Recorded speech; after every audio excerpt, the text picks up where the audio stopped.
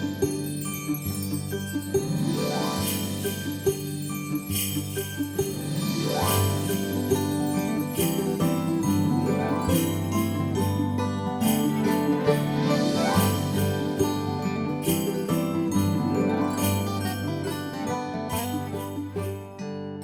you know what the word steadfast means? Well, let me say it in a sentence and then see if you can take a guess. Ready? Whenever I'm in trouble, I can always count on my steadfast friend to come to my rescue. Did you guess? Yes, steadfast means reliable, dependable, loyal, firmly in place, trustworthy. We don't use the word very much today, but I think it's a lovely sound to it, don't you? Say it with me. Steadfast. Hello everyone, I'm Kathleen Pelly. Welcome to Journey with Story. So, as we fast approach Christmas, today's story is an old Christmas story from that marvellous storyteller, Hans Christian Andersen, and it's all about a steadfast tin soldier. Now, it was written a long time ago, and so some of the words might seem a little unfamiliar or old-fashioned to you. But I think you'll be able to guess most of those words as the story unfolds. Oh, it does mention something called a snuff box, which we do not use in this day and age, but long ago, a snuff box was simply a sort of decorative small box for holding scented, powdered tobacco leaves that people would take a sniff of. It sounds sort of strange nowadays, I know, but as I say, this is a long ago story and a long ago word, but now you know what it means, a snuff box. Oh, before I begin, thank you to all the students and staff at St. Catherine Drexel Elementary here in Colorado for recently hosting an author's visit from me, where we took a journey with one of my most recent books, 5 Little Angels, which celebrates the power of kindness to make the world a better place. Thank you, boys and girls, for a wonderful welcome. Now, let's take a journey with The Steadfast Tin Soldier by Hans Christian Andersen. There were once 25 tin soldiers. They were all brothers, born of the same old tin spoon. They shouldered their muskets and looked straight ahead of them, splendid in their uniforms, all red and blue. The very first thing in the world that they heard was, "Tin soldiers!" A small boy shouted it and clapped his hands as the lid was lifted off their box on his birthday. He immediately set them up on the table. All the soldiers looked exactly alike, except one. He looked a little different, as he had been cast last of all. The tin was short, so he had only one leg. But there he stood, as steady on one leg as any of the other soldiers on their 2. But just you see, he'll be the remarkable one. On the table with the soldiers were many other playthings, and one that no eye could miss was a marvellous castle of cardboard. It had little windows through which you could look right inside it. And in front of the castle were miniature trees around a little mirror supposed to represent a lake. The wax swans that swam on its surface were reflected in the mirror. All this was very pretty, but prettiest of all was the little lady who stood in the open doorway of the castle. Though she was a paper doll, she wore a dress of the fluffiest gauze. A tiny blue ribbon went over her shoulder for a scarf, and in the middle of it shone a spangle that was as big as her face. The little lady held out both her arms, as a belly dancer does, and one leg was lifted so high behind her that the tin soldier couldn't see it at all, and he supposed she must have only one leg, as he did. "That would be a wife for me," he thought, "but maybe she's too grand. She lives in a castle. I have only a box with 24 roommates to share it. That's no place for her, but I must try to make her acquaintance." Still as stiff as when he stood at attention, he lay down on the table behind a snuff box, where he could admire the dainty little dancer who kept standing on one leg without ever losing her balance. When the evening came, the other tin soldiers were put away in their box, and the people of the house went to bed. Now the toys began to play among themselves at visits and battles and at giving balls. The tin soldiers rattled about in their box, for they wanted to play too, but they could not get the lid open. The nutcracker turned somersaults, and the slate pencil squeaked out jokes on the slate. The toys made such a noise that they woke up the canary bird, who made them a speech all in verse. The only two who stayed still were the tin soldier and the little dancer. Without ever swerving from the tip of one toe, she held out her arms to him, and the tin soldier was just as steadfast on his one leg. Not once did he take his eyes off her. Then the clock struck 12, and crack! Up popped the lid of the snuff box. But there was no snuff in it, no. Instead, out bounced a naughty little imp, a magical creature who liked to stir up trouble. "Tin soldier," he said, "will you please keep your eyes to yourself?" He did not like to see the tin soldier gazing at the ballerina, but the tin soldier pretended not to hear. Just you wait till tomorrow," taunted the imp. But when morning came and the children got up, the soldier was set on the window ledge. And whether the naughty imp did it, or whether there was a gust of wind, all of a sudden the window flew open, and the soldier pitched out headlong from the 3rd floor. He fell at breathtaking speed and landed cap first, with his bayonet buried between the paving stones, and his one leg stuck straight in the air. The housemaid and the little boy ran down to look for him, and though they nearly stepped on the tin soldier, they walked right past without seeing him. If the soldier had called out, "Here I am," they would surely have found him, but he thought it contemptible to raise an uproar while he was wearing his uniform. Soon it began to rain. The drops fell faster and faster until they came down by the bucketful.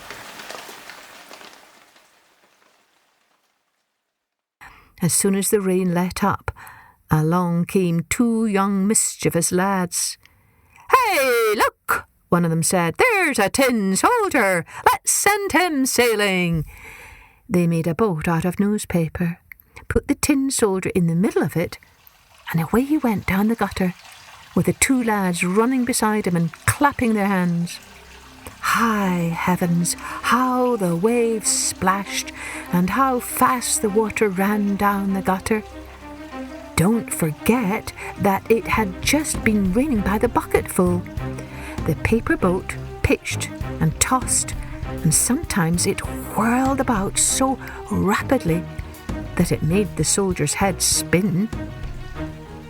But he stood as steady as ever, never once flinching. He kept his eyes front and carried his gun shoulder high. Suddenly, The boat rushed under a long plank where the gutter was boarded over. It was as dark as the soldier's own box. "Where can I be going?" the soldier wondered. "This must be that naughty imp's revenge. Ah, if only I had the little lady with me, it could be twice as dark here for all that I would care." Out popped a great water rat who lived under the gutter plank. "Have you a passport?" said the rat. "Hand it over." The soldier kept quiet and held his musket tighter. On rushed the boat, and the rat came right after it, gnashing his teeth as he called to the sticks and straws. "Halt him! Stop him! He didn't pay his toll! He hasn't shown his passport!" But the current ran stronger and stronger. The soldier could see daylight ahead, where the board ended, but he also heard a roar that would frighten the bravest of us. Hold on. Right at the end of that gutter plank, the water poured into the great canal. It was as dangerous to him as a waterfall would be to us. He was so near it he could not possibly stop. The boat plunged into the whirlpool.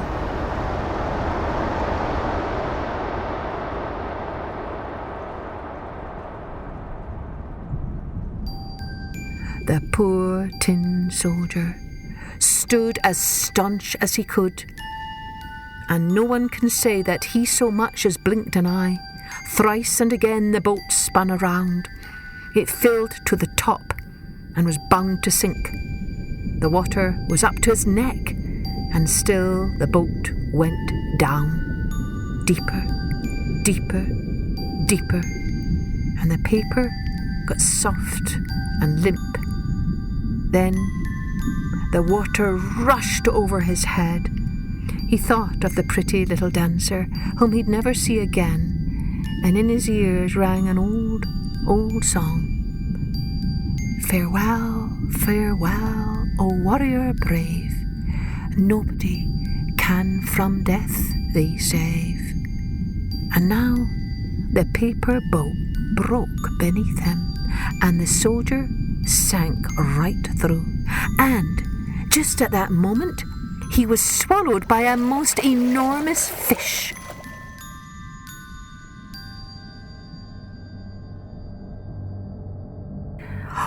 My, how dark it was inside that fish. It was darker than under the gutter plank, and it was so cramped, but the tin soldier still was staunch.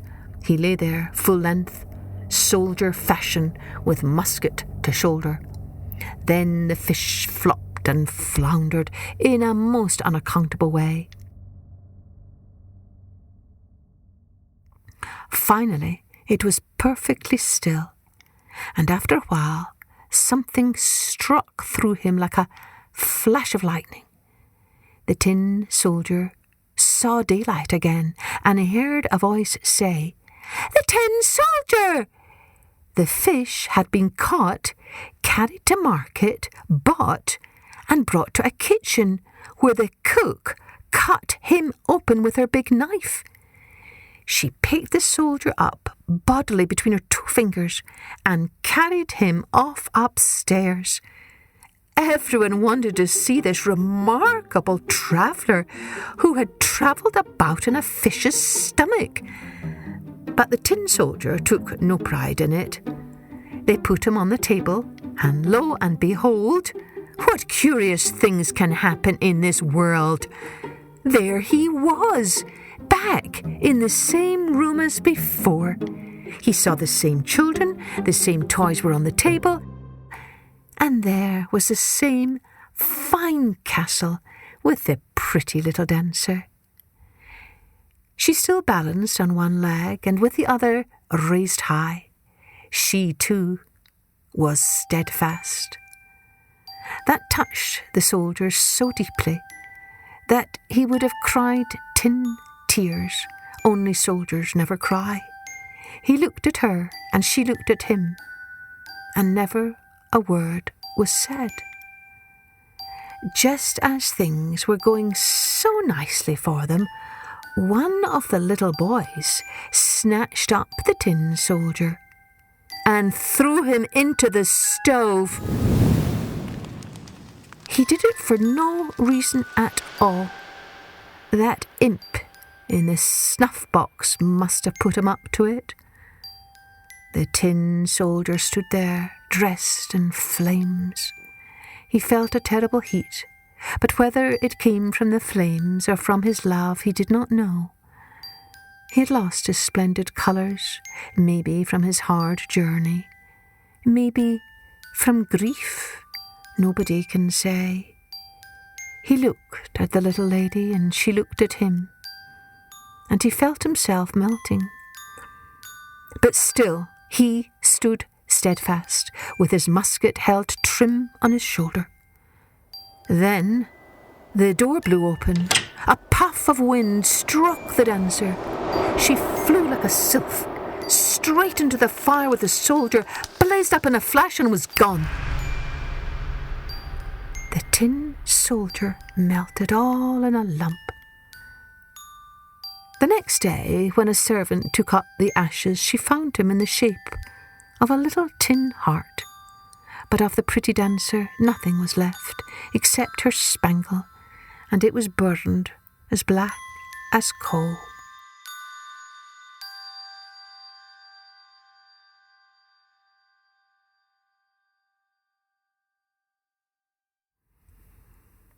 Oh, it was a sad ending there, wasn't it? But also mixed with a little tiny bit of happiness too, right?